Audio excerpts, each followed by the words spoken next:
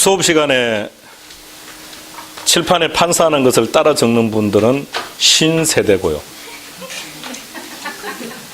우리가 살아가는 세상이 점점 디지털화되어 가고 스마트한 세상으로 가는데 스마트하게 갑시다. 제가 칠판에 제가 강의한 내용들 중에서 수업 중에 지우는 거 하나도 없어요. 그 이유는 끝나면 그냥 핸드폰에 찍으면 되는 거니까. 스마트한 기기를 가지고 왜 아날로그적 사고를 가지고 있는지요. 그러니까 좀 더 스마트하게 하도록 하고요. 이 내용이 무슨 내용인지 이야기가 좀 더 편하게 만드는 방법은 앞쪽으로 오는 겁니다. 거기 있는 게 아니고요. 여기 앉으면 훨씬 이해도가 높아질 거예요. 그리고 핸드폰에 찍어서 저장을 해두면 마음이 아주 포근해요. 네. 그리고 절대 보지는 않아요. 그러나 생각하죠. 언젠가 보면 되지 이렇게. 그리고 절대 보지는 않아요. 그러나 마음은 편해요. 어디에 적어도 마찬가지예요. 자, 우리는 지금 입문서죠. 입문서 2달을 할 겁니다. 그 다음 기본서를 하고 문제집을 가지고 할 거고 또 요약집이 있어요. 나중에 1년이 지나고 보면 똑같은 내용이 전부 다 메모되어 있습니다. 매번요. 그렇게 하는 것은 아주 비효율적인 학습 방법이에요. 그 메모를 원한다면 끝나고 난 다음에 민법 수업 더럽죠. 우성엽이는 쓰다가 지우죠. 이유 아시겠습니까? 메모할까 봐 호락 지우는 거예요. 메모. 두 번째, 판서를 보세요. 치도 못 알아볼 거예요. 아니요, 우성엽 선생님 글씨가 상당히 좋아요. 필체가.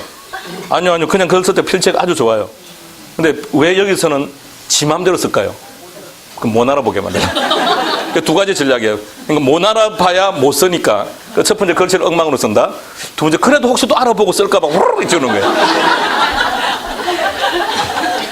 나중에 본인 돼서 본인도 모를 거예요. 그게 무슨 말인지. 자, 쓰지 말라는 얘기입니다. 모든 선생들이 하는 게. 그러니까 우 선생도 맨날 쓰지 말라고 하다가 그래도 쓰니까 방법을 확 바꾼 거예요. 작년에는 필체 엄청 좋았어요. 본인이 바꾼 거예요. 올해도 필체 엉망으로 하기로. 아마 그래도 적으면 아마 그다음부터는 메모를 아마 하나도 안 할 거예요. 아마 말로서 다 끝낼 거예요. 아마. 응? 자, 그러니까 메모에 전혀 부담 느끼지 마시고 여러분들이 어떤 형태로 메모를 잘하든 강의하는 선생들이 더 좋은 형태로 만들어서 자료가 제공될 거고요. 결론은 사도 칼라로 제공될 겁니다. 그러니까 여러분들이 아무리 이쁘게 한들 제가 만드는 것보다 이쁠 수는 없습니다. 그리고 내용도 마찬가지고. 그러니까 아무 생각하지 마. 그냥 계속 들으면서 편안하게 만들려고 하시고요. 지난주하고 지금 1교시 했던 내용까지 무슨 말인지 감 잡고 앞으로 어떻게 대처해 나갈 수 있겠습니까? 부동산학과 4년을 다녀도 다 못 듣는 얘기입니다. 단지 들을 수 있는 것은 고정금리가 이런 것이고 그래서 일반적으로 금리가 올라갈 때는 차입자는 고정금리가 좋다 선에서 끝나지 초기금리가 높기 때문에 고정금리를 했을 때는 이러는 문제가 있으니까 여기까지 들어가는 것은 강의 없습니다. 대학원 들어가야 다루는 내용입니다. 경제학과를 졸업해도 못 듣는 얘기입니다. 여러분들은 지난주 오늘 아주 고급스러운 내용들을 들은 거예요. 대학원 가야 나올 수 있는 얘기들을 접한 겁니다. 근데 그 내용을 듣고 무슨 말인지 한 번에 다 알아들었다면 수준이 아주 높은 거예요. 한 번에 다 알아들은 거죠. 그런 걸로 합시다. 자, 그러니까 상당히 어려운 내용이었어요. 지난주하고 오늘하고 1교시까지. 근데 상당히 어려운 내용인데 그렇게 어렵다는 느낌도 별로 느끼지는 못했을 거예요. 설령 그게 조금 불편하더라도. 왜 그랬을 것 같습니까? 지금까지 살면서 늘 들었던 단어이기 때문에.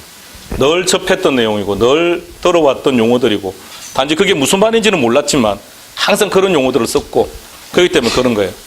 그 부분들을 정리해드린 겁니다. 그러니까 이제부터 좀 더 현명한 소비자가 되는 걸로.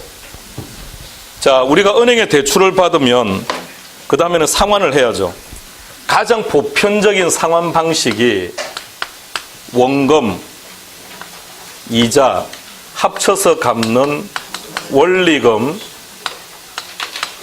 균등 상환 방식이라는 게 있고요. 두 번째는 원금 균등 상환 방식이라는 게 있습니다. 자, 은행에서 대출 받아 보신 분들만 생각해 보세요. 대출 받아 봤습니까? 그럼 여러분들 어떤 방식으로 상환하고 있습니까? 은행에서 원금 균등 설명 들은 적이 있습니까? 안 해줍니다. 네. 왜 안 해줄까요? 첫 번째, 은행은 원리금 균등으로 빌려주는 것이 유리하기 때문에 그래요. 두 가지를 비교하면 원금 균등은 단어 그대로 원금이 똑같아요. 원금 균등은 단어 그대로 원금이 항상 일정해요. 1년을 상환하든 100년을 상환하든 원금은 똑같아요. 자, 그러면 이자는 갈수록 당연히 작아지겠죠. 이자는 갈수록 작아질 거고요. 원리금 균등은 원금 이자 합친 금액이 항상 똑같아요. 원금 이자를 합친 금액이 일정합니다. 초기는 원금이 많을까요? 이자가 많을까요? 초기는 이자가 많아요. 시간이 가면 이자는 작아집니다. 자, 그런데 두 가지 방식을 비교한다면 초기는 원금 균등이 더 많은 금액을 갚아야 돼요. 이해하시겠습니까? 근데 편안하게 생각해 봅시다. 20년 상환 조건으로 빌렸답니다. 20년 상환 조건으로 대출을 받았는데 원금 균등으로 상환을 했다면 10년이 지나면 빌린 돈에 얼마가 남아있을까요? 딱 반이 남아있겠죠. 맞습니까? 네. 제목이 원금 균등이니까. 그런데 원리금 균등으로 상환하면 반이 딱 지났을 때 원금이 얼마 남아있을까요? 대략 75% 이상 남아있습니다. 얘는 보통 3분의 2가 지나야 원금의 반을 상환한다고 말을 해요. 그러니까 은행 입장에서는 어느 게 수익이 클까요? 원리금이. 원리금 균등이 은행이 유리하다고요. 그러니까 은행은 원리금 균등만 설명해 주는 거예요. 자, 그게 첫 번째 이유. 자, 두 번째, 왜 원금 균등은 설명해 주지 않을까? 설명하면 복잡해지거든요. 물어볼 거 아닙니까? 계속 그게 뭐예요? 물어보고, 그럼 또 상담이 불가능하기 때문에. 상담이 불가능하니까. 그래서 골치 아프게 그냥 원리금만 설명해 주는 거예요. 자, 그럼 우리는 이제 어떻게 하는 겁니까? 원리금 균등 설명해 주면 듣고, 그 다음에 원금 균등과 비교해 달라고 하면 돼요. 힘들 거 하나도 없습니다. 아주 옛날에는 자, 원리금 균등밖에 없었습니다. 그러니까 모든 전상망이 있다. 원리금 균등으로만 되어 있던 거예요. 원금 균등은 좀 계산을 다시 해야 돼요. 근데 지금은 아닙니다. 모든 게 다 데이터가 되어 있습니다. 엔터키만 누르면 돼요. 기간 집어넣고 이자율 집어넣고 대출 금액만 집어넣으면 숫자가 바로바로 나와요. 그래서 설명 듣고 비교해달라고 그래요. 프린트 해달라고 그래요. 그럼 프린트 해줄 겁니다. 그럼 둘을 서로 비교해봐요. 그러면 초기 부담이 원금 균등이 크니까 꼭 원금 균등이 좋다 이렇게 말할 수는 없어요. 왜? 부담이 크니까. 부담이 크면 잘못하면 신용불량자가 될 수 있는 거니까, 상환을 못하면. 그러니까 무조건 이게 좋다라고 할 수는 없으나 차입자 입장에서 어쨌든 빠른 시간에 갚는 게 좋은 거죠. 안 갚으실 생각입니까? 어차피 정권 바뀌면 또 부채 탕감해 줄 테니까. 우리 그런 데 별 신경 쓰지 맙시다. 그 신경 쓰지 말고 우리는 빌린 거 그냥 갚고 갑시다. 쪽팔리게 뭐 그걸 안 갚고 그럽니까? 그러니까 우리는 정상적으로 하면 되는 거니까. 자, 그렇다면 일반적으로 원금은 어쨌든 내가 빌린 돈은 좀 빨리빨리 갚는 게 좋다라고 한다면 조금 초기가 부담스럽다고 하더라도 원금 균등으로 가는 것이 일반적으로 합리적이겠죠. 그럼 최소한 이 정도 멘트는 내 고객한테 해줄 수 있어야죠. 그러니까 설명 듣고 난 다음에 원금 균등과 비교해달라고 해라. 그리고 금액을 따져보고 당신이 조금 불편하겠지만 원금을 좀 빨리빨리 갖고 싶다라고 한다면 이 방식을 선택하는 것이 보다 더 합리적일 거다. 우리 사무실에 와서 우리에게 부동산에 관해서 묻는 것이 아니라 이자율에 대해서 물어보고 어떤 방식으로 빌리는 게 좋겠습니까를 물어보는 그 고객은 우리가 전문가라고 느끼는 거예요. 그러니까 자신이 궁금한 걸 다 물어보는 겁니다. 거기다가 은행 가서 물어봐요 이렇게 말하면 그 고객의 마음속에 이 사람은 전문가가 아닌가 보다라는 생각으로 바뀌겠죠. 당연히 그건 은행 가서 물어봐야지라는 생각보다는 이 사람은 전문적인 지식은 없구나라고 느낄 거 아닙니까? 그 사람에게 계약서를 쓰고 싶은 마음이 있을까요? 그러니까 우리는 전문가가 돼야 돼요. 공인중개사는 301동 302호가 빈집이라는 것을 알려주는 게 공인중개사가 아닙니다. 그런 것은 관리사무실에도 알아요. 그럼 고객들은 관리사무실 가서 물어보면 되죠. 우리는 그 수준이 아니지 않습니까? 우리는 전문가입니다. 전문가가 됩시다. 아시겠습니까? 네. 그러니까 시간이 조금 더 지나면서 답 찾는 연습을 하는 것은 그때 가서 답 찾는 연습을 하는 거고, 지금은 답 찾는 연습은 조금 뒤로 밀어놓고 조금 더 지식을 조금 더 넓히는 쪽으로 그렇게 해놓읍시다. 그래야 나중에 현장에 나갔을 때도 아이 전문가인가 봐 이렇게 소리를 듣죠. 그럼 나 또한 마찬가지. 내가 대출을 받을 때 내가 어떻게 대출을 받는 게 좋은 건지, 지금 주식에 투자하는 시기인지, 은행 예금하는 게 좋은 건지, 달러에 투자할까 아니면 금에 투자할까? 펀드가 여러 가지 있다는데 달러에 투자하는 펀드에 투자할 건지, 금에 투자하는 펀드에 투자할 건지, 곡물에 투자하는 펀드에 갈 건지, 원유에 할 건지, 그런 결정은 나 자신이 해야죠. 응? 그래야 되는데 무조건 가서 물어보면 뭐가 좋아요? 이렇게 물어보고 하지 말고요. 그래 잘못되면 맨날 그 사람 욕만 하고, 그때 그 놈이 잘못했어, 그 놈이 뭐 이렇게 하지 말고. 그러니까 나 스스로가 알아야 가서 물어볼 때도 정확하게 물어보죠. 그러니까 우리 자신들이 전문가가 됩시다. 자, 교과서는 56페이지.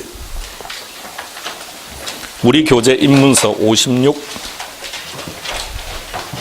제목 뭐라고 되어 있습니까? 부동산 정책론이랍니다. 1절 제목은 뭐라고 되어 있습니까? 부동산 문제. 한 장 뒤로 넘겨봅시다.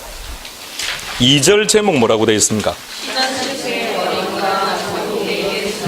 시장 실패라는 말도 보이고, 정부가 개입한다는 말도 보이고, 수단이라는 단어도 보이고. 자, 시작합시다. 자, 머리 맑게 합시다. 부동산 정책이 일반적으로 6문제가 출제가 되는데, 지금 정리하는 파트에서 2문제, 가끔은 3문제가 나오기도 합니다. 그러니까 출제 빈도가 아주 높다는 얘기입니다. 정책이라 그랬습니다. 설명해 보세요. 정책이 뭔가요? 정책. 오케이. 정부. 정책 그럼 일단 나오는 게 정부죠. 정책의 주체가 누구라고요? 정부. 그럼 정부가 뭘 한다는 겁니까? 시장에 개입한다는 말입니다.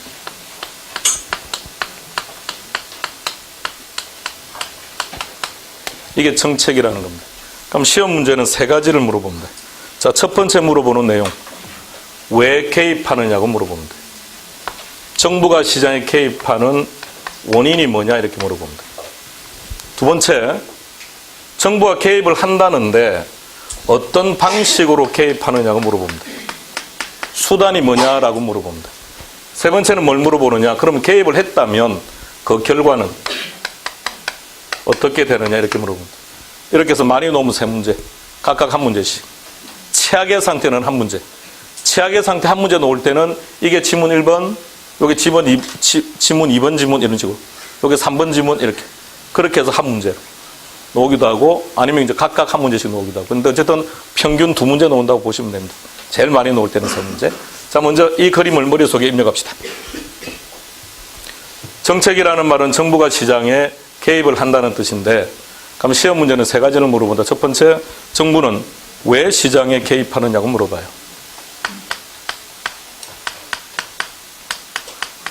가장 즐겨 쓰는 동의어들은 몇 개 적었습니다. 이유가 뭐냐, 이유다라고 설명했더니 시험 문제가 근거라고 나오니까 뭔지를 몰라요. 일단 3가지는 적어놨습니다. 또 다른 게 너무 큰일인데. 왜? 이렇게 놓으면 또, 아이씨, 또 못 배웠는데, 이러지 말고. 자, 그 다음. 그러면 개입을 한다면 어떻게 개입을 하느냐라는 겁니다. 수단이다, 또는 방법이다, 또는 방식이다, 이런 표현을 들었습니다. 이 단어 자체는 큰 의미는 없고요. 자, 일단 나누세요, 머릿속에. 정부가 시장에 개입한다. 개입하는 이유가 뭘까? 어떻게 개입을 하지? 그래서 그 결과는 어떻게 되지? 이겁니다. 자, 왜 개입할까요? 개입하는 이유. 방금 교과서에서 봤던 것 같은데요.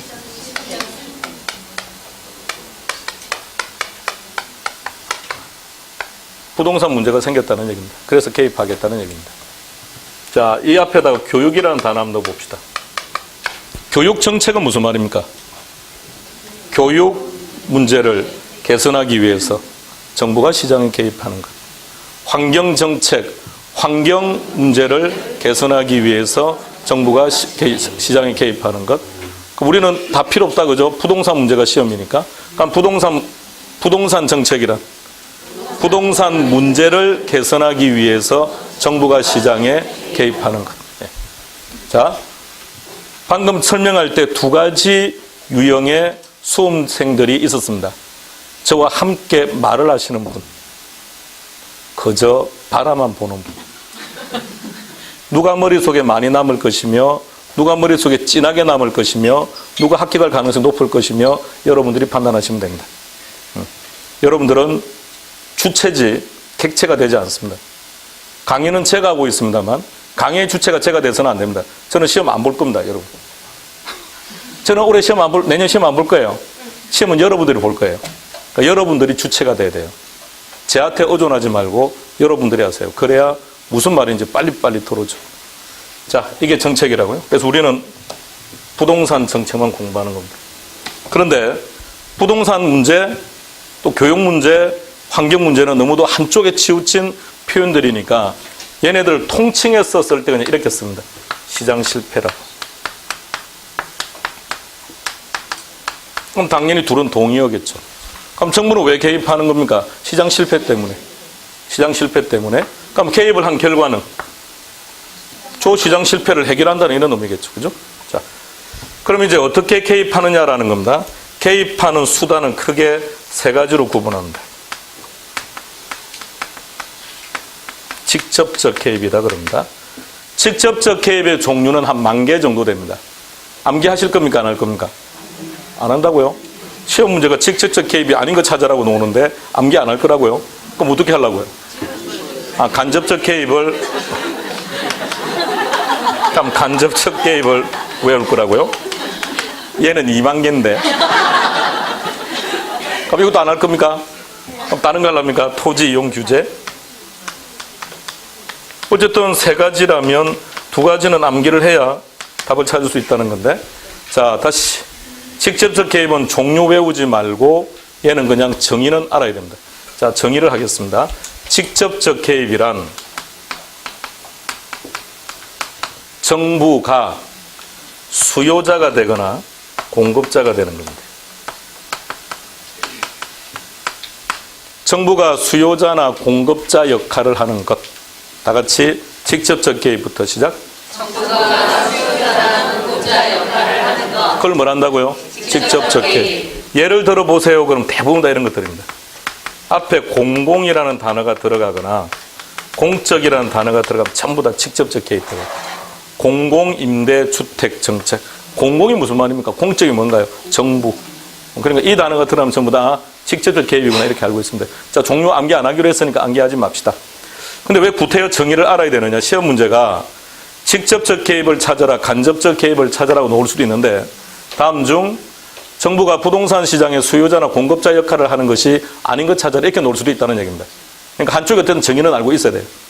자, 간접적 개입이란 시장 기구의 틀을 유지하는 범위 내에서 정부가 시장에 개입하는 것. 시장 기구의 틀을 유지하는 범위. 시작. 시장 기구의 틀을 유지하는 범위. 입력은 안 할 거예요. 자, 그게 무슨 뜻일 것 같습니까? 가격 결정은 정부가 안 하겠다고요. 가격 결정은 누가 해라? 시장에서 해라. 가격 결정은 시장의 수요 공급이 하는데 단지 조금 더 정부가 의도한 목적도로 갈 수 있도록 하겠다는 것이고, 그런데 직접적 개입은 정부가 부동산을 사거나 팔거나, 그러면 가격 결정을 누가 하는 겁니까? 정부가 한다는 얘기입니다. 정부는 민간보다 돈은 많겠죠. 그럼 정부가 가격이 떨어지기를 희망한다면 어떻게 하면 됩니까? 공공임대를 대량으로 만들어 놓으면 돼요. 강남의 아파트값 떨어뜨리게 만드는 방법 간단해요. 강남에다 공공임대를 100만 가구 만들면 돼요. 노원은행 사거리가 가격이 비쌉니까? 그럼 거기다 공공임대 10만 가구 만들면 돼요. 그럼 가격 다 떨어질 거예요. 원하십니까? 이해하신 분은 합격이에요. 자, 우리는 바람직한 방향에 대해서만 인식해야 돼요. 내 집값이 괜찮아요. 옆에 집값도 같이 떨어지니까 걱정하지 말아요. 자, 그러면 간접적 개입은 어떤 게 있느냐? 조세. 자, 정부가 세금을 올리는 거예요. 집을 사면 세금을 올리는 겁니다. 그러면 부동산 시장의 수요는 감소, 가격은 하락. 가격 결정 누가 한 거죠? 시장이 한 거예요. 그런데 정부는 그걸 좀 더 촉진시키기 위한 정책을 내놓은 거죠. 뭐라고요? 금융. 그다음에 보조금 또는 부담금. 여러분들이 살고 있는 아파트가 재개발이나 재건축을 해야 된다면 재개발, 재건축을 하고 나면 가격이 상승합니까? 예. 그럼 여러분들은 불로소득이 생긴 거죠? 예. 2018년 1월부터 정부는 강력하게 개발이익을 환수한답니다. 원래 개발이익 환수라는 제도가 있습니다. 근데 정부는 지금까지 그것을 유예시켜서 계속 유예를 시켰습니다. 그리고 2018년도부터는 이제 다시 유예 기간이 끝나요.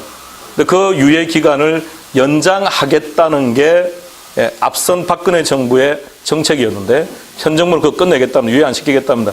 당장 내년 1월 달부터 재개발, 재건축을 하는 모든 아파트들에 대해서는 개발이익 환수하겠답니다. 자, 그런 것들이 부담금이에요. 이렇게 해버리면 차익이 그만큼 적어지겠죠? 그럼 수요가 그렇게 심하게 발생하지는 않을 거 아닙니까? 자, 이것이 간접적 개입의 종류. 기억하셔야 됩니다. 시작. 다시 갑니다. 시작. 입력합시다. 이것만 아시면 그동안 기출된 문제는 100% 답은 다 찾아냅니다.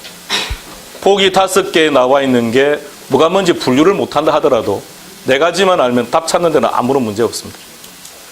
자, 토지 이용 규제. 여기도 종류는 많습니다. 오늘 우리는 딱 한 가지만 구경할 겁니다. 지역 지구제.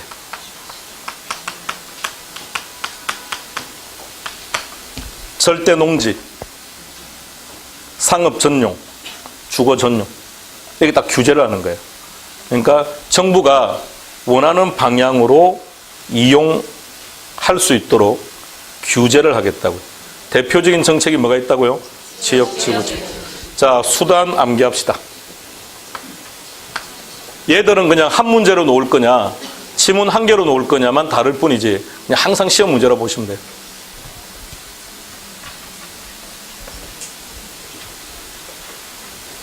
조금 이따 끝나면 곳곳에 블랭크를 만들 겁니다. 그래서 한 분씩 나와서 그 블랭크를 채우는 걸로 그렇게 하겠습니다. 동영상 보시는 분들도 그렇게 할 겁니다.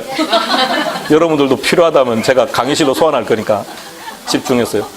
동영상으로 합격하시는 게 상당히 힘들어요. 동영상만 보면서 합격하는 게. 그러니까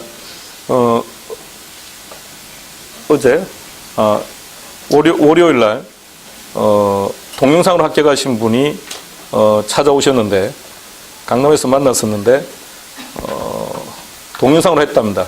병원에 계시더라고요. 그러니까 그런 분들은 대단한 분들이에요. 의지가 아주 강력한 분들입니다. 동영상으로 공부하시는 분들이 매번 연락 오는 것 딱 한 가지입니다. 항상 옵니다. 자, 1월 달이 되었습니다. 그럼 연락 옵니다. 11월, 12월 거 봐야 됩니까? 1월 달 올라오는 거 볼까요? 이렇게 물어봅니다. 3월 달이 됩니다. 3월 달 올라오는 거 볼까요? 1, 2월 거 보고 봐야 될까요? 이렇게. 똑같습니다. 그러니까 보지도 못했는데 또 올라와요. 또 강의가. 3, 4월 강의를 다 보지도 못했는데 5, 6월 달에 또 올라오니까 늘 똑같은 질문입니다. 근데 오프에 오면 장점이 있습니다. 본인의 의사와 관계없이 진도는 나갑니다. 그렇지 않습니까? 좀 잘 나가고 있지 않나요? 자, 입력했습니까? 자, 그럼 결과는 뭘까요? 과정을 쭉 봐요. 결과는 문제가 생겼죠. 개입했죠. 그럼 그 결과는 문제를 해결한다.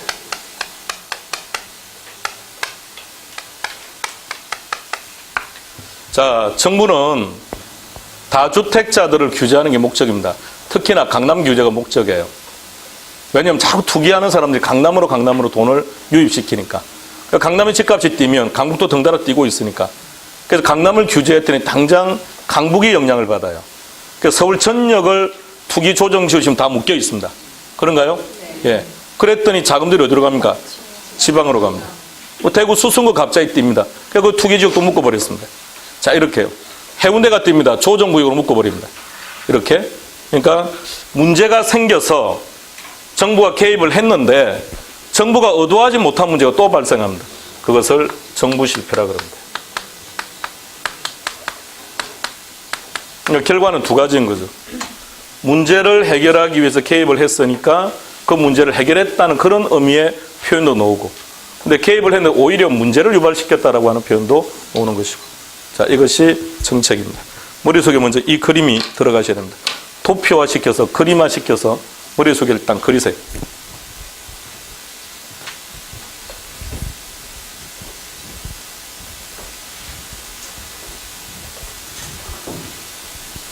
입력해라는 말은 안 했습니다.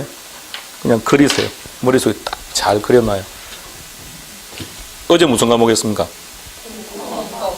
섞이지 않도록 하세요. 공법은 옆으로 비껴놓고. 지금 빈 공간 많이 있죠? 그 빈 칩에다가, 없다고요? 안에 칩이 얼마나 많은데요? 자, 빈 칩을 딱 찾아서 거기다가 딱 입력해놔요. 자, 그럼 이제 오늘 받으신 자료 3페이지 갑시다.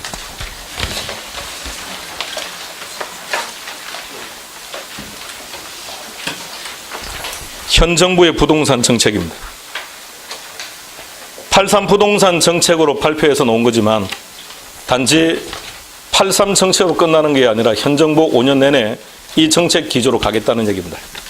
그래서 앞으로 여기에 나오는 내용들은 여러분들이 공법 시간과 세법 시간에 엄청나게 학습하시게 될 겁니다. 자, 제일 먼저 박스 안에 제목이 뭐라고 되어 있습니까? 시작.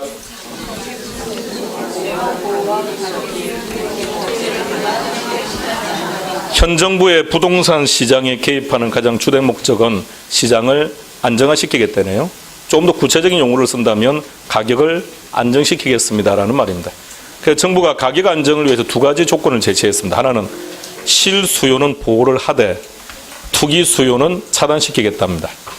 자, 그 밑에 박스로 내려가면 투기 수요 차단 내지는 실수요 중심의 시장으로 유도하기 위해서는 과열 지역에 투기 수요가 진입하는 것을 원천적으로 차단시켜 보겠답니다. 그리고 실수요 중심으로의 수요 관리를 통해서 실수요자들이라고 한다면, 즉 무주택자들이 집을 살려고 한다면 이런 규제 안 받도록 하겠다 이런 얘기죠. 그 다음에 오른쪽 난으로 가면 서민들을 위해서 주택 공급을 확대하겠다는 말이 나오는데 그 밑에 박스 안으로 들어가니까 공적 임대주택 나옵니까? 네. 공공임대주택 17만 호씩 공급을 하겠답니다. 그러면 수도권만 10만 호니까 그러면 5년이면 50만 호입니까? 네. 4인 가구를 기준으로 하니까 50만 호를 공급하면 몇 사람이 주거할 수 있는 공간을 만든다는 얘기입니까? 50만 곱하기 4. 계산이 잘 안 됩니까? 50만을 4번 더 해봐요. 예? 200만 명? 자, 200만 명. 서울의 인구가요? 1000만. 1000만에 200만은 20%. 서울에 있는 20%의 사람들이 들어가서 살 수 있는 주거 환경을 만들겠답니다. 가격 안정에 기여할까요? 엄청요. 될까요? 수도권에 10만 호씩, 1년에 17만 호씩 공급이 될까요? 자, 또 올려봐요. 박근혜 정부가 들어서서 행복주택이라고 하는 것을 발표합니다. 행복주택. 그게 공공임대예요. 공적 임대입니다. 이름은 약간 바꿔놓은 건데 희망주택을 공급하겠다고 첫 번째 발표했던 지역이 목동, 그리고 육사 근처에 있었고요. 육군사관학교 근처도 한다 그래. 또 한 군데 세 곳을 했습니다. 목동 주민들은 어떻게 하던가요? 행정소송했습니다. 물론 끝내는 정부가 이겼습니다. 소송 결과 대법원 판례는 정부의 정책이기 때문에 올바른 방향으로 가는 것이기 때문에 개인의 사적 재산을 침해한 것도 아니기 때문에 한다는 건데 결론은 이렇게 오랜 시간 동안 법적인 부분까지 가니까 이게 어느 세월에 개발을 하는 겁니까? 공공임대가 들어오는 것에 대해서 동의하시는 겁니까? 여러분들 아파트 옆에요. 동의하는 겁니까? 동의하세요 좀. 그래 들어올 거 아닙니까? 그래 가격이 안정이 되죠. 동의하는 겁니까? 네. 예, 동의하는 겁니다. 네. 자, 막둥이는 신흥센터 도장 받아요. 자, 동의하세요 제발. 그래 정부가 들어올 거 아닌가요? 그래야 공공임대가 만들어지고요. 그래 다음 세대를 살아가는 우리 막둥이들이 조금 더 지금보다는 유익하게 살지 않겠습니까? 자, 우리 집값 지금부터 더 떨어뜨려 보세요. 그러니까 우리 집이 이렇게 비싸면 우리 어머니가 살았던 삶을 우리 자녀들도 또 살아야 됩니다. 어머니는 평생 여행 못 가지 않았습니까? 집 사고 간다는 이유 때문에. 영화도 못 보지 않던가요? 영화관이 없어서가 아니고 집 사시고 난 다음에 영화를 보겠다고 하니 그러니까 평생 어머니는 그러다가 재미없는 삶을 사신 거 아닌가요? 그러면 다음 세대도 그런 삶을 사는 게 바람직하냐고요? 아니지 않나요? 그럼 가격을 다운시키는 것. 동의하시는 거죠? 그럼 오늘 여러분들 전부 다 집값의 50%로 시장에 내놓아요. 막둥아, 쉬는 시간에 이모하고 계약해. 50%에 파는데. 막둥이들, 이모들하고 쉬는 시간 다 계약해요. 제가 방금 다 정리해놨으니까. 자, 그렇게 파는 거죠? 방금 동의해놓고 또. 자, 그러면 공공임대가 들어오는 것을 주민들이 자꾸 님비시설이라고 생각하고 못 들어오게 자꾸 이렇게 하니까 정부가 강제로 할 수는 없는 거 아닙니까? 주민들이 반대하면. 이렇게 되면 공공임대 정책은 실패할 수밖에 없습니다. 그러니까 주민들이, 그러면 공공임대라고 하는 것이 지금과 좀 달라지는 형태로 놓는 게 좋겠죠. 응? 달라지는 형태로. 노무현 정부 때 발표했던 정책요. 공공임대도 40평까지 만들겠다는 것. 그때 한나라당이 말하기를 40평이 무슨 공공임대냐고 그랬는데 인식의 전환을 가져오자고요. 왜 공공임대는 꼭 돈 없는 사람만 살아야 됩니까? 돈이 있는 사람도 공공임대를 원한다면 들어가는 거죠. 공공임대가 가장 발달된 나라가 싱가포르입니다. 네, 싱가포르는 90%가 공공임대입니다. 10%가 민간임대입니다. 그럼 공공임대에서 들어가서 산다는 얘기는 무슨 말이냐? 팔 때 정부한테, 우리 같으면 LH한테 넘기고 가는 겁니다. 다시 말하면 양도 차익이 없다는 거예요. 즉 집을 사고 파는 과정에 재산을 증식할 수 없다는 겁니다. 그것이 사회적으로 팽배화되면 돈들이 부동산으로 안 갈 거 아닙니까? 그렇다면 그 돈은 어디로 갈까요? 소비로 가겠죠. 내수가요. 그러니까 우리보다 못 살았던 싱가포르, 우리보다 월등히 잘 살고 있죠. 예. 그러니까 그렇게 되는 방법. 그러니까 싱가포르이 이렇게 경제 대국이 됐던 원인 중에 한 가지도 부동산 가격입니다. 예. 그러니까 부동산 가격에 고민할 필요 없다는 겁니다. 1억만 주면 평생 살 수 있는 집을 구할 수 있으니. 그러니까 우리도 한번 생각합시다. 1억만 있으면 내가 평생 살 수 있는 집을 구할 수 있다면. 그럼 나머지 돈 뭐 하실 겁니까? 그래요, 써야죠. 근데 뭐 하실 겁니까? 부동산 투자하실 겁니까? 그래, 여행도 다니실 거고요. 예, 또요. 맛있는 것도 먹고요. 문화활동도 하고요. 그럼 내수는요? 그럼 경제는요? 예. 근데 우리가 제일 큰 문제, 모든 삶의 기준이 부동산에 가 있다는 겁니다. 집장만에. 그럼 그 인식이 전환될 수 있다면 우리 경제는 분명 지금보다 월등히 좋아질 겁니다. 막둥이들은 그런 삶을 원하죠? 그래요. 예, 그런 세상이 행복한 세상입니다. 자, 그런 세상으로 만들겠답니다. 될 수 있을라나. 또 바로 밑에 제목 뭐라고 되어 있습니까? 신혼? 신혼희망. 그러니까 말을 이렇게 만든 거예요. 전부 다 공공임대입니다. 공공임대. 그러면 신혼부부들에게 일정한 주택을 만들어서 공급하겠다면 신혼부부들 입장에서 한결 유리하겠죠. 입주할 수 있는 조건을 가진 자가 제한적이니까. 자, 이렇게 막 만들겠다고요. 그래서 우리는 모두 다 이렇게 될 수 있도록 마음속으로만 응원하지 마시고 실천적으로 응원을 하셔야 됩니다. 그래야 이 정책이 성공을 하죠. 자, 이제 밑에 나오는 내용들은 그 박스 안에 있던 내용들을 좀 더 구체적으로 정리해 놓은 겁니다. 내려가 봅시다. 2번 주택시장 안정화 방안인데 1번 제목 뭐라고 되어 있습니까? 그래서 갈로 1번에 투기 과열지구와 투기지역을 지정했는데 개론에서 출제가 된다면 용어 정의겠죠. 구체적인 내용은 공법과 세법에서 문제가 나올 거고 개론에서 나온다면 투기지역이란 하고 나올 거예요. 자, 들어가 봅시다. 시작. 투기지역, 투기과열지구의 정의. 재건축부터 시작. 재건축 및 재개발 등 정비사업 예정 지역을 중심으로 과열이 심화되고 있는 서울 전역과 과천시 세종시를 투기과열지구로 지정. 그럼 하나 알았습니다. 우리는 그동안 재개발, 재건축이라는 용어를 썼는데 이것을 정비사업이라는 말을 쓰는 거구나. 그럼 이제 앞으로 우리 입에서는 정비사업 이런 단어가 나와야 돼요. 시험도 이런 거고요. 그럼 정비사업 예정지역은 가격 상승률이 크죠. 그러니까 많은 돈이 모일 거 아닙니까? 그러니까 과열이 심화될 거다. 그래서 애초부터 이럴 가능성 있는 지역을 몽땅 묶어버린 거예요. 그래서 세금 문제, 대출 문제 이런 것들을 가지고 제한하겠다는 얘기죠. 그리고 투기 지역이 나와 있고요. 4페이지 가볼까요?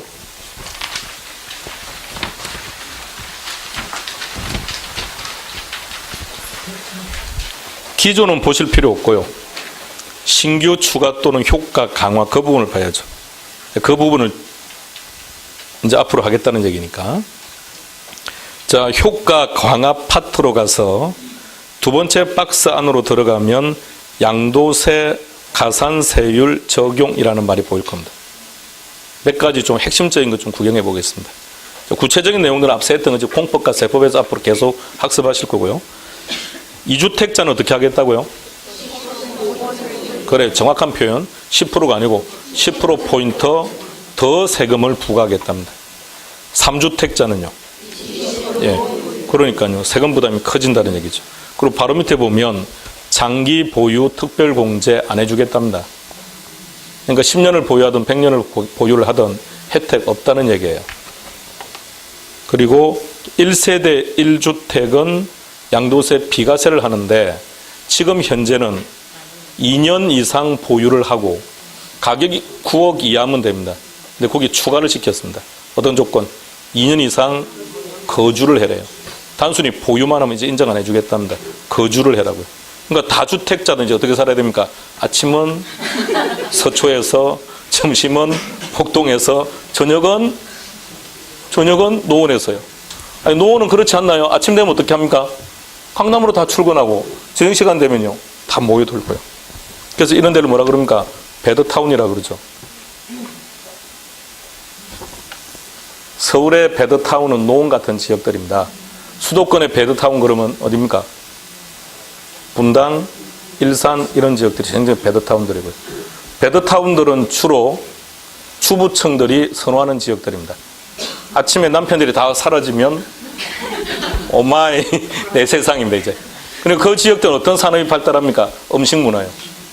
그러니까 주부님들이 모여서 대화를 할 수 있는, 이 나라 경제에 대해서 논하고 국가 안정을 논하는 그런 공간들요. 예. 우리는 흔히 그 수다라는 얘기로 하고 있습니다.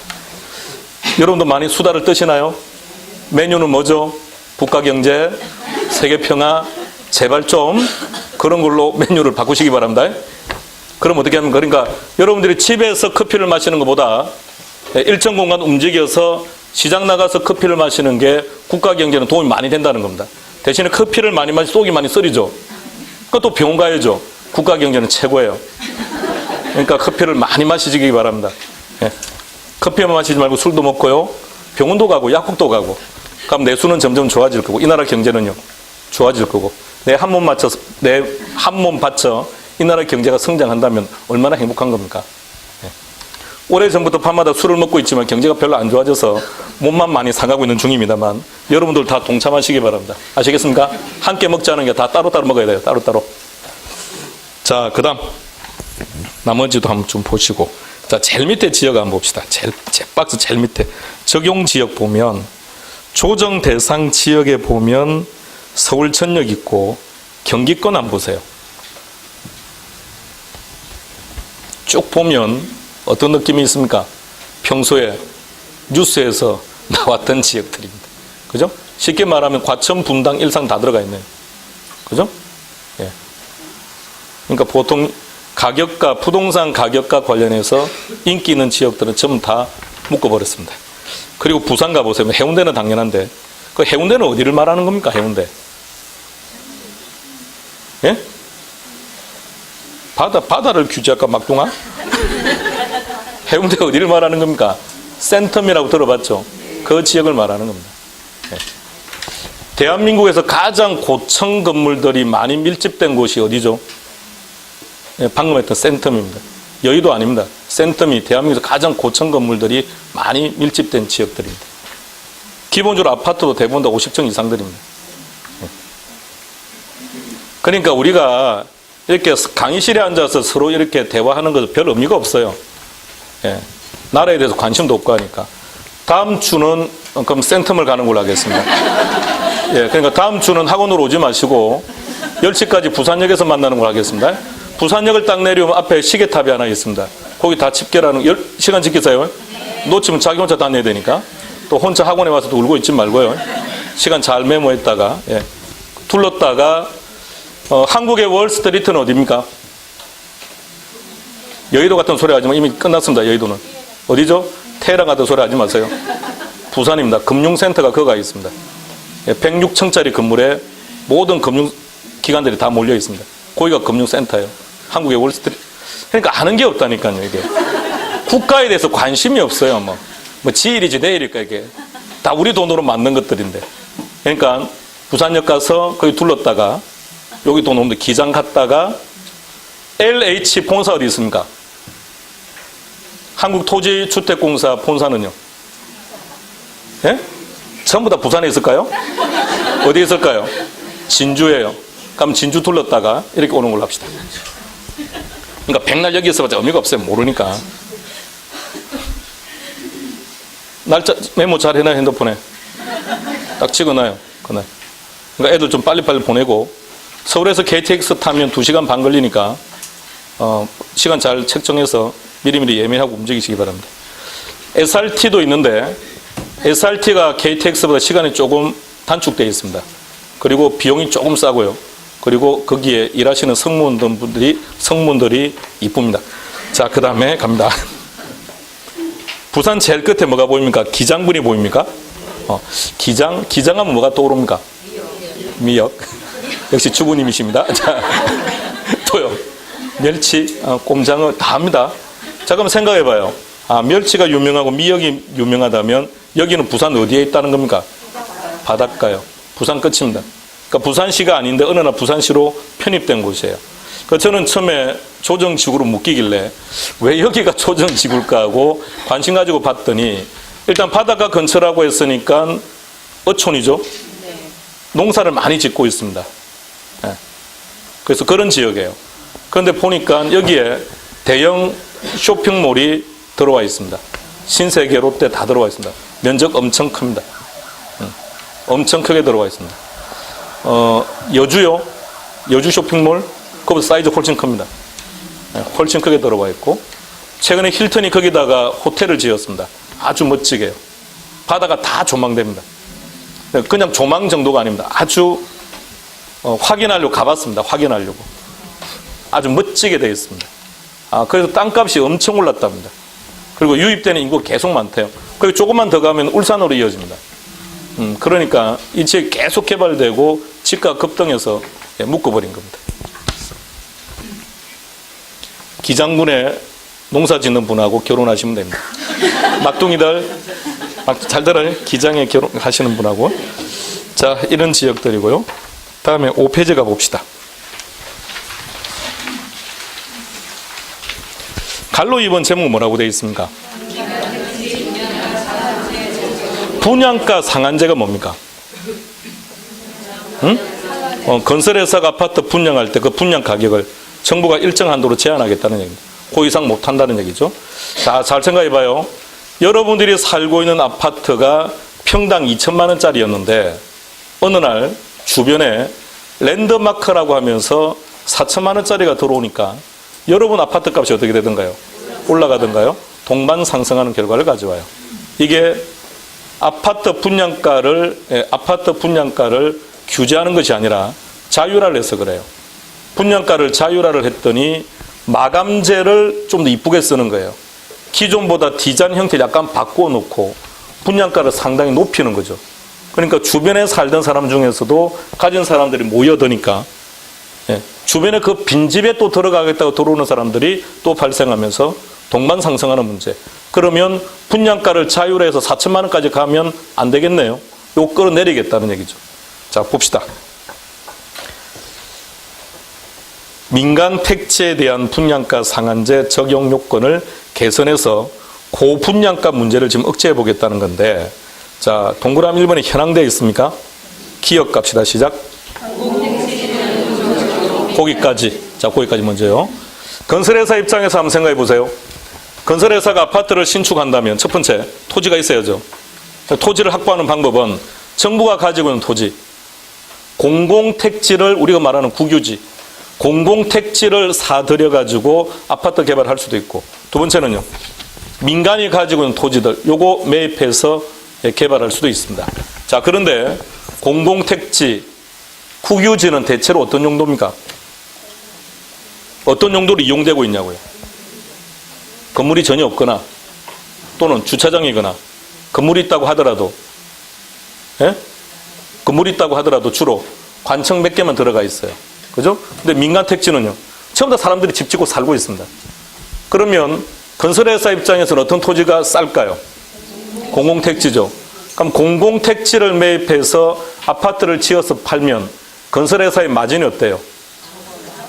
건설회사의 마진이 커지겠죠. 그래서 그거 억제시키겠다고요. 그래서 아주 오래전부터 우리 법은 공공택지를 매입을 해서 분양을 할 때는 무조건 분양가 상한제를 적용받아요. 민간 택지를 매입해서 개발할 때도 분양가 상한제를 적용받는데 여기는 조건이 있습니다. 조건이 아주 재밌습니다. 자, 그거 볼 거예요. 자, 기억에 공공택지는 이미 업무 적용을 받고 있고 민간 들어갈까요? 시작. 민간 택지는 주택법 시행령상 정량 요건을 충족하는 지역 중 주거정책심의위를 통해 선정된 지역에 적용. 근데 그 정량 요건이 니은에 있는데요. 세 가지 한번 볼까요? 주택 가격이 3개월간 상승률이 10% 이상이 돼야 됩니다. 여러분 집값이 10% 이상 뛰었다고요. 그러면 무슨 뜻입니까? 미쳤다라는 얘기죠. 그 말 아닙니까? 미쳤다는 얘기죠. 두 번째, 3개월간 거래량이 전년 대비 3배 이상. 정말로 미쳤다는 말이죠. 경쟁률 보세요. 계속 20대 1 이상이래요. 이걸 다 만족해야 돼요. 그러니까 지금까지 단 한 번도 이 조건에 부합되는 게 없었다는 얘기입니다. 그럼 건설회사가 민간 택지를 매입해서 분양할 때는 단 한 번도 분양가 상한제 적용이 못 받았다는 얘기예요. 이제 이거 강화시키겠다는 얘기입니다. 자, 동그라미 2번 개선 가볼까요? 개선 찾았습니까? 자, 니언만 갈게요. 니언 시작. 연가를 적정 수준으로 관리할 수 있도록 주택 가격 상승률, 청약 경쟁률 등 정량 요건을 개선. 그걸 개선시켜서 현실적으로 가겠다는 얘기죠. 그래서 앞으로 민간 택지도 분양가 상한제를 적용받을 수 있도록 그렇게 하겠다는 얘기입니다. 세 번째, 또 이것도 우리하고 관심을 많이 갖는 건데 재개발, 재건축 규제를 정비한다고 돼 있죠. 동그라미 1번 제목이 뭔가요? 자, 그거 보세요. 여러분들하고 직접 관계되는 부분들입니다. 재건축 부담금을 부과하는 것을 정부가 기간을 유예시키기로 이미 했었습니다. 박근혜 정부에서는. 그런데 현 정부에서는 이거 더 이상 안 하기로 결정했습니다. 그래서 언제부터? 내년 1월부터 바로 재건축 초과이익 환수제를 시행한답니다. 여러분들은 세대수가 많은 아파트를 선호합니까? 적은 아파트를 선호합니까? 많은 아파트요. 이유는요? 관리비가 쌌어요. 예, 역시 주부님이십니다. 자, 또요. 왜 세대수가 많은 쪽을 선호하십니까? 집값이? 자, 다시 갈게요. 우리 주택법은 이렇게 되어 있습니다. 가구 수가 이 정도면 어떤 시설을 갖추라고 되어 있습니다. 가구 수가 더 많아지면 이런 시설을 갖추라고 법으로 딱 규제합니다. 그럼 가구 수가 많다는 얘기는 무슨 뜻일까요? 각종 편의 시설들이 들어가 있다는 얘기예요. 자, 다시 물어보겠습니다. 여러분, 현명한 여러분, 왜 여러분들은 가구 수가 많은 아파트를 선호하십니까? 편의 시설들이 많아서 그래요. 그래서 그런 아파트에 수요가 많이 몰리는 것이고, 그러니까 가격이 하락할 동력이 약하죠. 유지되거나 상승할 가능성이 많으니까 그런 아파트를 선호하는 겁니다. 그러니까 가격이 상승할 것 때문에 선호하는 게 아니라 각종 편의 시설들이 많이 들어가 있다고요. 자, 그러면 재개발이나 재건축을 하고 나면 가구 수는 많아지죠. 종전보다. 그럼 당연히 편의 시설들이 많이 만들어졌겠죠. 그러니까 가격이 비싸지는 거죠. 그러면 비싼 가격을 부담하고 이사를 들어온 사람들도 이런 각종 편의시설을 누릴 수 있는 겁니까? 예. 그러나 이 사람 입장에서는 불로소득이 아닙니다. 이유는요. 충분한 가격을 지불하고 들어왔기 때문에. 문제는 누가 문제입니까? 종전에 살고 있던 분들. 이분들은 상대적으로 싼 가격에 샀다가 가격이 급등한 거죠. 불로소득이죠. 그 부분 환수하겠다는 얘기입니다. 동그라미 2번은 뭐라고 되어 있습니까?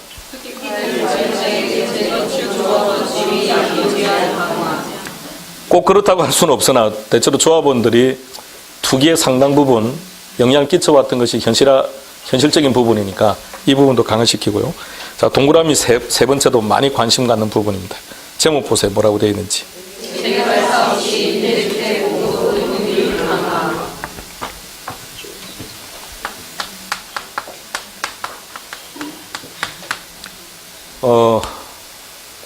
저는 주로 이제 얘는 글로만 쓰고 저는 잘 말을 하지는 않습니다. 제가 아주 먼 옛날에 수업 시간에 이 아파트를 늘 매스컴에 뉴스 놓았다면 얘가 나오는 거니까 설명을 했더니 누군가가 카페에 질문을 했습니다. 엄마 아파트가 뭐냐고요.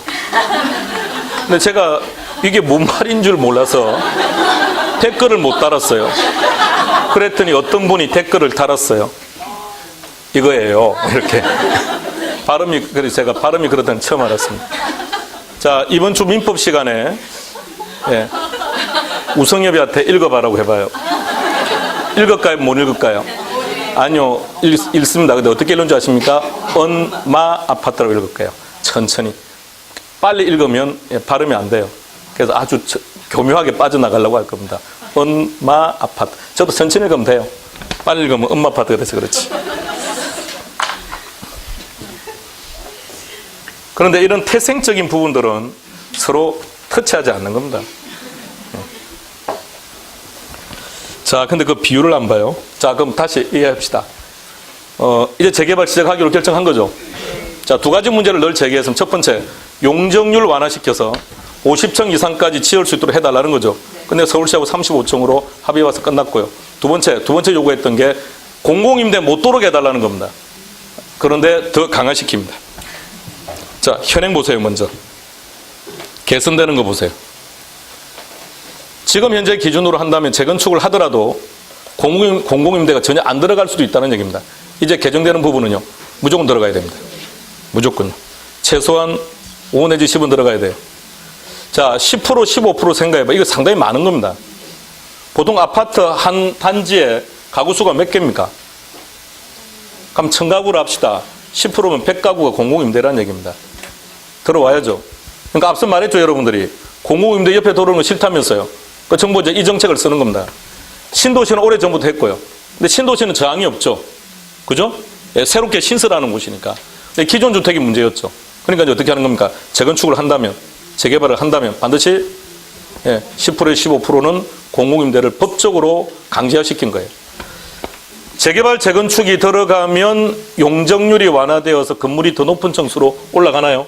그러니까 정부가 용적률을 완화시켜 준 거예요. 용적률을 완화시켜 준 결과 가구 수가 더 많아지죠. 대신 거기에 일정 비율은 무조건 정부한테 팔아야 된다는 얘기입니다. 그럼 정부가 원가로 다 사와요. 건설회사 정부 전부 다 원가로 사와서 그건 전부 다 공공임대로 간다는 얘기입니다. 바람직한 거죠? 이제는 반대 못 하겠네요. 잘렸습니다. 이거 한 50% 해버릴까요?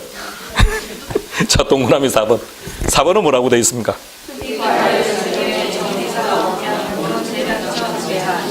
앞으로 공부 시간에 공부하시게 될 텐데 한번 그 참고로 한번 쭉 한번 확인해 보시고요.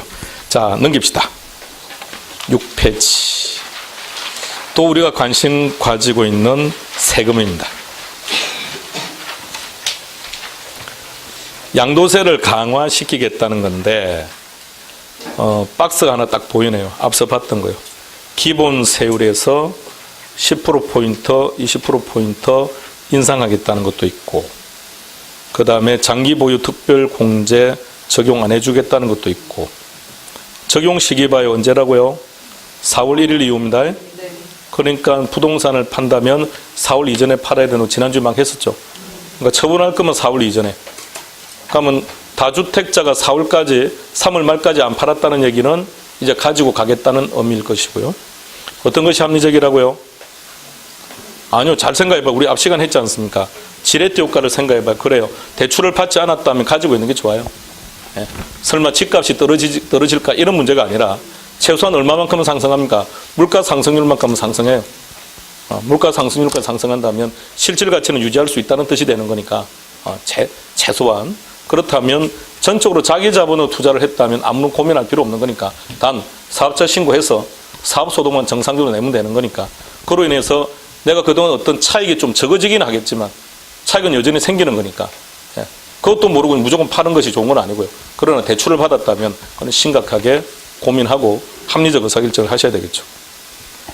두 번째 보시면 1세대 1주택 비과세 요건을 강화시킨다고 했는데 현행하고 개선을 보세요. 그럼 현행은 볼 필요 없죠. 개선을 봐야죠. 시험도 그렇게 나오는 거니까. 그러니까 종전에는 이랬는데 요게 추가되었어요. 이렇게 기억하면 안 되죠. 우리는 시험을 봐야 되니까. 개선된 것만 입력해야 되죠. 그래서 이제 어떤 조건, 거주 요건이 들어갔다고요. 그래서 2년 이상 반드시 거주를 해야 됩니다. 여기서 하나만 더 우리가 언급하고 가봅시다. 자꾸 이렇게 해서 부동산을 팔 거냐 말 거냐 고민을 하시는 것 같은데, 대한민국 서민들은요, 부동산을 사든 팔든, 주식을 사든 팔든, 채권을 사든 팔든 공통점이 있습니다. 대한민국 서민은 항상 언제 삽니까? 오를 때요. 언제 팔니까? 내릴 때요. 충성스러운 국민들입니다. 도저히 이해도 안 되고 납득도 안 됩니다. 근데 가진 자는 언제 삽니까? 내려갈 때 사고요. 올라갈 때 팝니다. 제발 한 가지 기준을 딱 정해놔요. 무엇이든, 그게 무엇이든 상관없어요. 그게 금이든 달러든 무엇이든 관계없고, 제발 언제 팔아야 됩니까? 오를 때 파세요. 언제 사야 됩니까? 내릴 때 사세요. 제발 반드시. 그러니까 항상요. 자, 예전에 펀드에 투자한 적이 있으십니까? 아주 오래 펀드가 반토막이 나서 난리가 난 적이 있습니다. 기억나십니까? 그 펀드 반토막이 상당히 오랜 기간 동안 존속됐던 펀드도 있어요. 부실한 펀드들은. 근데 대부분 다 6개월이나 1년 만에 다 회복되고 끝났습니다. 하우스포도 마찬가지고요. 그러니까 경기는 항상 사이클을 가지고 있다고요. 경기는 항상 사이클을 가지고 있다고요.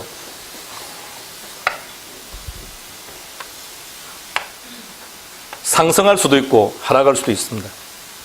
경기가 너무 좋아서 급등할 수도 있고 외환위기처럼 급락할 수도 있습니다. 그러나 추세적 흐름을 봐봐요. 무조건 상승해요. 추세적 흐름을 보면 상승이라고요. 자, 우리나라에서 살면서 집값이, 내 집값이 폭락하거나 하락한 적이 있습니까? 있죠. 외환위기 때는 폭락하지 않았습니까? 미국발 금융위 터졌을 때 하락했죠. 하우스포 터졌을 때 생겼죠. 예, 상승하던가요? 상승하죠. 그런 생각해봐요. 10년 전하고 지금하고 비교해보세요. 5년 전하고 지금하고 비교해보세요. 대세적 흐름은 어떻습니까? 추세적 흐름은 항상 상승이라고요. 이유는요, 경제가 성장하기 때문에, 물가가 상승하기 때문에.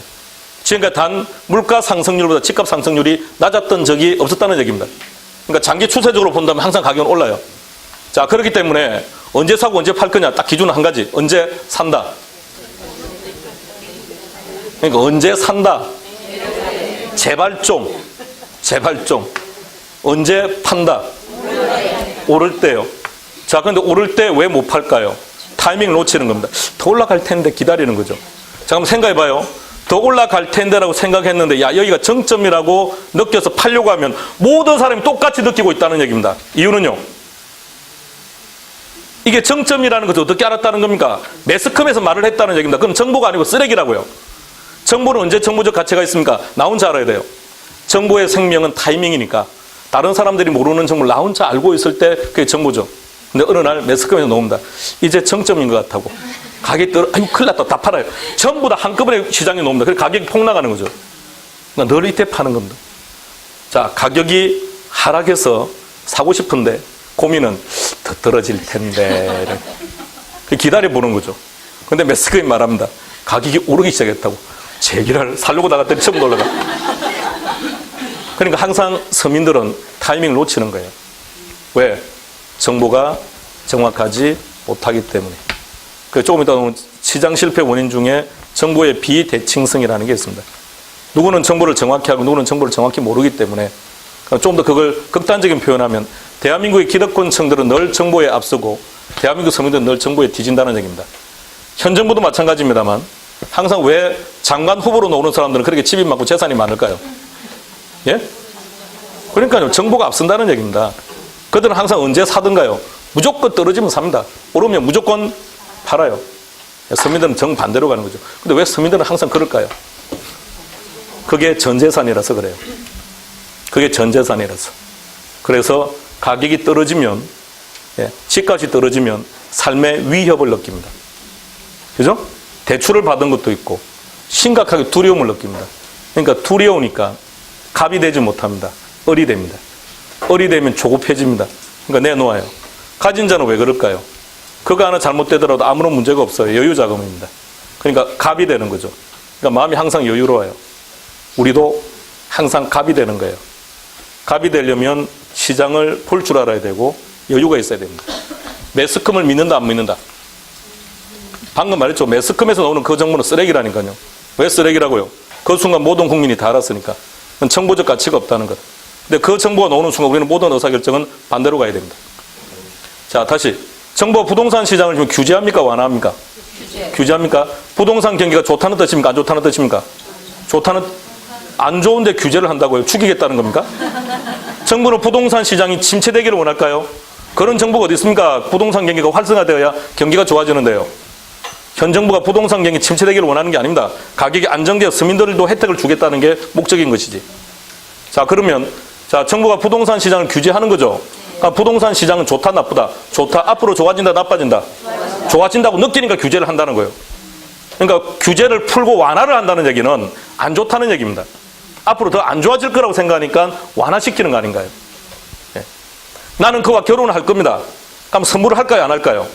하죠. 근데 결혼할 생각이 없어요. 그러면요, 안 해야죠. 예, 그런 거예요. 조금 더 합리적인 소비자가 되고 합리적인 투자자가 됩시다. 그래 내 재산을 지키죠. 그래서 이것이 부동산일 필요는 없습니다. 무엇을 팔든 기준은 한 가지만 가지고 계시면 돼요. 가격이 떨어진다. 마음은 아프죠. 고통스럽죠. 불안하죠. 그러나 편안하게 여행 가세요. 그냥 다른 나라로 가세요. 가서 우리나라 경기 아예 신경 쓰지 마세요. 그리고 시간이 지나서 들어와요. 그럼 가격은 많이 반대가 돼 있을 겁니다. 그러니까 항상 내려갈 때는 제발 사시고 오를 때는 제발 파세요. 한번 생각해봐. 정부가 규제했죠. 자, 이 규제로 인해서 일정한 시간이 지나고 3년이 지나고 5년이 지나고 난 다음에 주택 현황을 다시 보면 다주택자들은 주택수가 더 많아져 있을 것이며 서민들은 주택을 여전히 가지지 못했을 겁니다. 만약 이번 정책 때문에 가격이 떨어지기 시작한다면 가진 자들은 서서히 매수를 할까요? 매도를 할까요? 매수를 하겠죠. 우리도 합리적 의사결정을 할 수 있으면 좋겠습니다. 저는 분명히 여러분들에게 집사라는 얘기를 한 적이 없습니다. 국민들에게 집사라고 하는 정부는 정말 나쁜 놈들입니다. 집사라고 말한 적 없습니다. 합리적인 소비자가 되고 합리적인 투자자가 되자고 했습니다. 내 재산은 최소한 지킬 줄 알아야 되고 합리적 기준이라는 것은 제발 올라갈 때 사지 마시기 바랍니다. 오르는데 왜 삽니까? 왜 사죠? 오르는데 더 올라갈 것이라는 희망 때문에요. 달도 참은 기운다는데 오르면 내려야죠. 그렇죠? 내리면 또 오르겠죠. 그러니까 항상요.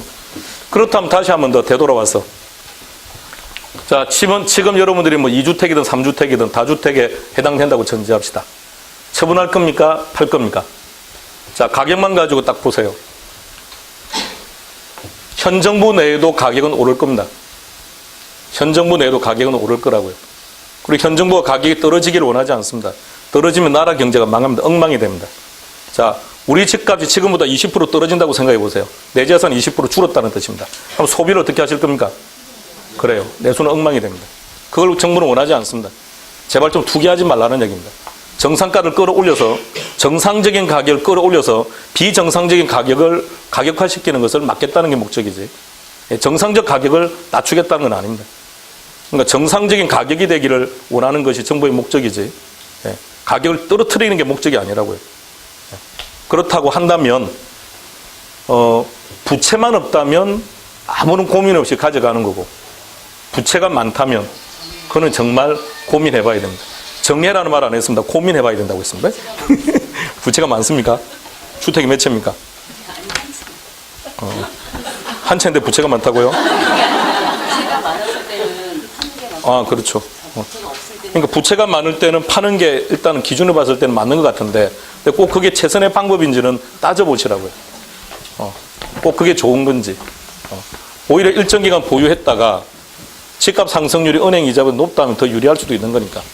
근데 시장은 썩 그렇게 가고 있지는 않은 것 같으니까 조금 더 합리적일 필요는 있다는 거죠. 자, 오늘 한 가지는 꼭 기억해야 될 게 있습니다. 지키세요. 살면서. 막둥이들 꼭 지키세요. 이 세상에 살면서 집을 팔까 말까 주식을 살까 말까 고민할 때 꼭 이 조건을 지키세요. 흔히 주식장에서는 그런 얘기합니다. 아기 업은 이거 좀 비하는 게 아니고 그렇게 얘기합니다. 아기 업은 아주머니가 주식장에 나타나면 주식을 팔 때라고 얘기합니다. 이유는요. 이제 모든 정보를 다 알았구나라는 뜻이에요. 그러면 정보적 가치가 없다는 건 주식을 팔아야 됩니다. 너도 나도 주식을 투자하겠다는 얘기니까. 가격은 어떻다는 얘기입니까? 너도 나도 사겠다는 얘기니까 가격은 이미 고점을 찍고 있다는 뜻이에요. 그럼 그때는 팔아야 돼요. 그러니까 좀 더 합리적인 소비자가 되는 것. 자, 마지막 7페이지 봅시다. 지난주에 우리가 봤던 LTV DTI입니다. 당연히 아셔야죠. 당연히. 우리 실무에 나가도 당연히 컨설팅 해야 될 부분들이고. 지난주 강남은 40%였다, 그죠? 그래서 그 박스의 구분 보면 두 번째, 주담대 미보유 기본. 찾았습니까? 그러니까 주택담보대출이 없다고요. 미보유니까. 그 사람들은 강남은 40%씩. LTV DTI. 바로 밑에 주담대가 한 건 이상 있는 경우라면 30%, 30%. 그러니까 현실적으로 다주택자들은 대출 못 받게 하겠다는 겁니다. 그러니까 정부가 왜 부동산 규제를 해야 되겠다고 느꼈냐면 두 가지입니다. 첫 번째는 가계대출이 너무 심각하다는 거예요. 근데 가계대출이 심각한데 계속 저금리로 갈 수 있다면 그나마 또 괜찮은데 어쨌든 금리는 앞으로 올라갈 것이기 때문에 심각한 문제가 발생할 수 있다는 이유 하나. 두 번째는 어느 날 갭 투자라고 하는 것이 나오면서 이게 만연화되기 시작했다는 겁니다. 그러니까 너도 나도 갭 투자를 한다는 거죠. 친구가 갭 투자에 돈 벌었다 그러니까 아이고 나도 한번 해봐야죠. 해 들어온다는 얘기죠. 근데 이제 그 대상이 누구까지 들어오기 시작했다는 겁니까? 서민들까지 들어오기 시작했다는 얘기입니다.